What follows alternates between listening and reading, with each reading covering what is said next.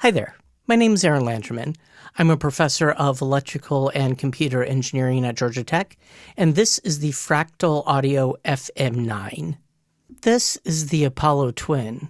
These are variations of the Line 6 Helix. And this is the Neural DSP Quad Cortex. What do these things all have in common? Sharks. No, not those kind of sharks. These kind of sharks.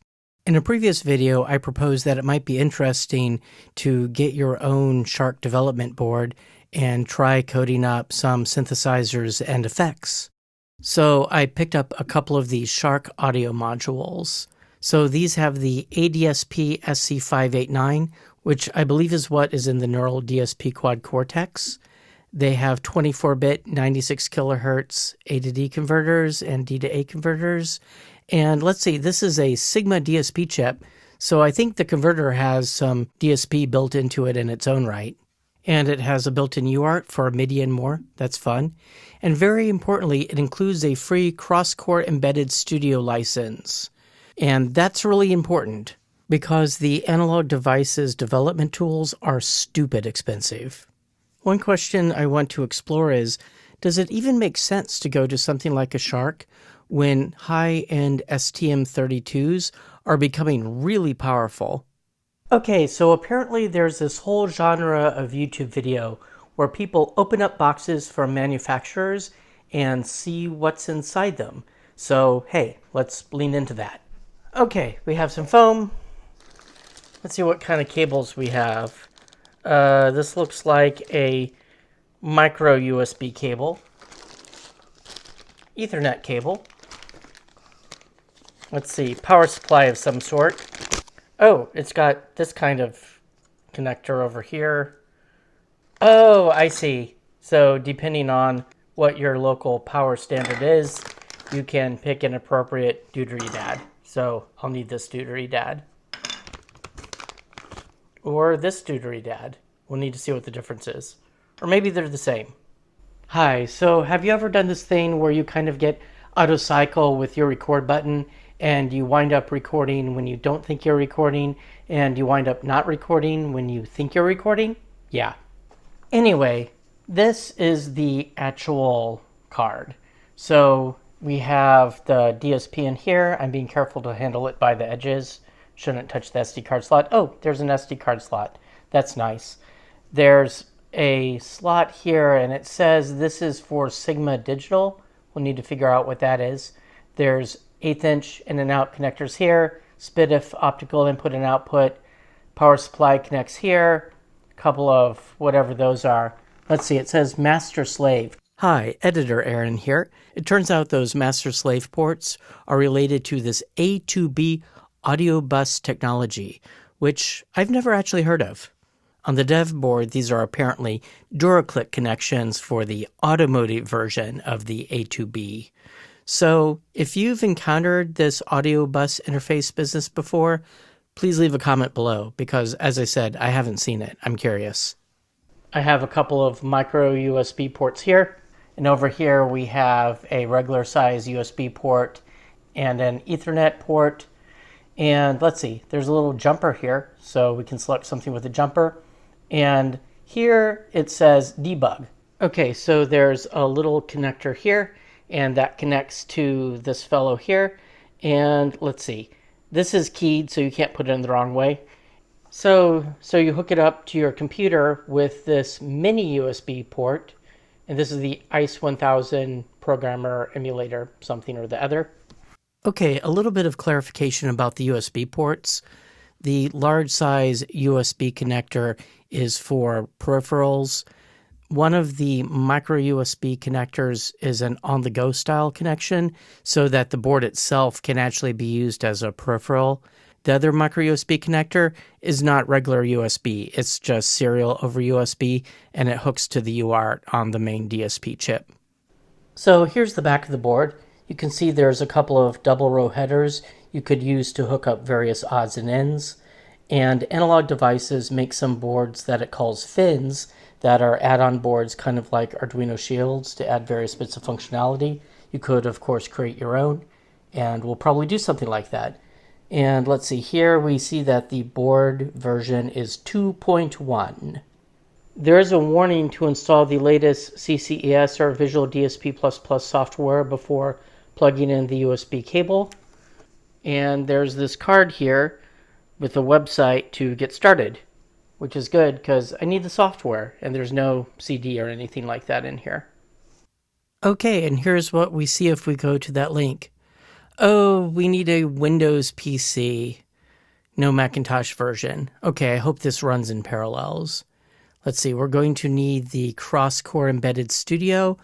Oh, and this is nice. There's one universal serial number for all the audio modules. This means I'll be able to lend this to a student and they could try working on it by installing the IDE themselves without me having to uninstall a license so they can then install it. Okay, good. I was worried about that. That would be really annoying if I had to do that. Okay, so I'm running Windows 11 for ARM in parallels on my Mac M1 laptop. Let's see. Let's get the CrossCore Embedded Studio. And let's see, if we download here, I want to get the Windows version. Let's see, log in with email. I'll be right back. Okay, let's try this again. There we go. Okay, open file. Yes, I would like to make changes to the device. Okay, we have a whole bunch of redistributable packages. 2013, 2015, 2019. Okay, x64, x86, sure. Go for it. It requires a reboot. Okay. Updates are underway. Let's see, is it going to pick up that installation process right where we left off? Or do I need to run it again? Wait, didn't we just do this? Oh, did it only install the 2013, but not the 2015 and the 2019? Do I have to click this again? Oh my goodness, I have to reboot again. Okay. Okay. Okay. Oh, you can't be serious. The installation appears to have failed. Do you want to continue? Yeah, sure. Okay, maybe it didn't like the x86s. Oh, okay, here it's doing something new, so that's useful.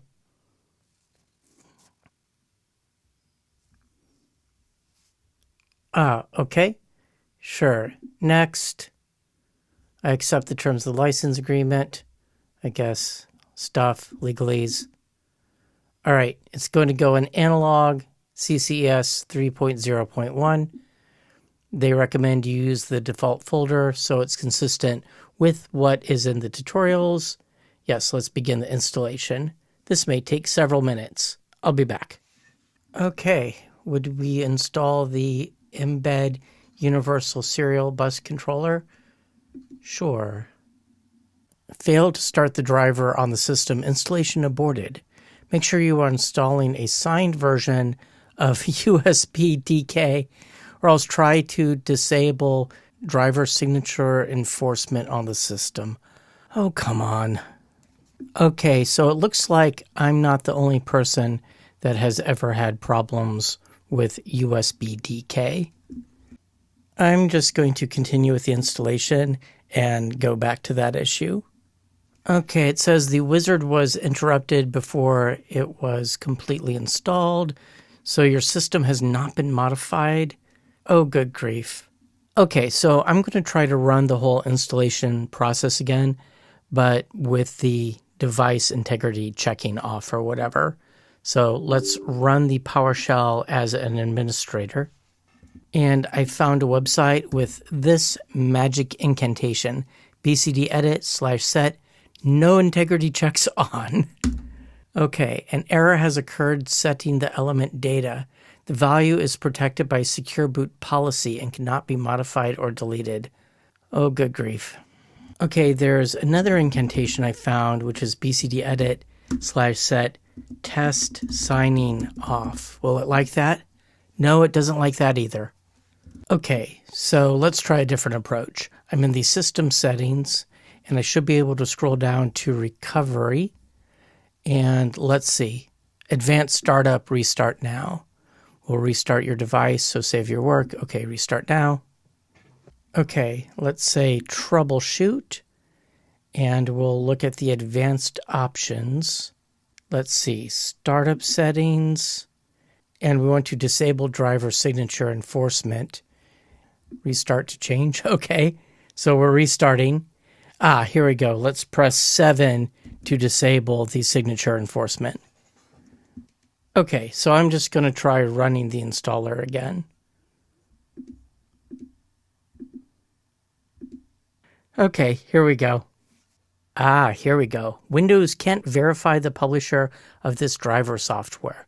Well, it came from Analog Devices, so let's install that driver anyway. Let's install this driver anyway. Is it happy? Wait, what are you talking about? I disabled the driver signature enforcement. What is going on here? It was interrupted. Your system has not been modified. Oh, good grief. Oh, great and profound sadness. So it looks like I am not the first person to encounter this issue. So it looks like the UsbDk driver really needs to be compiled for ARM. It doesn't run in emulation. And if I scroll down here a little bit, there's some further discussion that you do need that UsbDk thing in order for the flash programming to work. And I need that to work. I need the debugger to work. And there's a bunch of discussion here that basically points to the fact that there's another thread on the UsbDk forum where they're asking about an ARM version. And then they say, okay, it's probably something that they're not going to do. And all of this discussion is from 3 years ago, and it doesn't look like these issues have been resolved since then. Oh, sadness.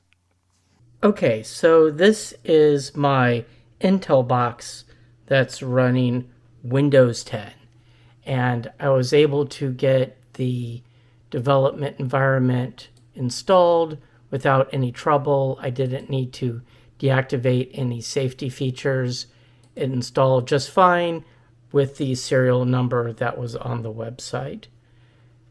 But this machine is downstairs and my nice recording studio equipment is all upstairs, and it's built around my laptop. So I would really like to be able to run this under Windows 11 ARM using my Mac.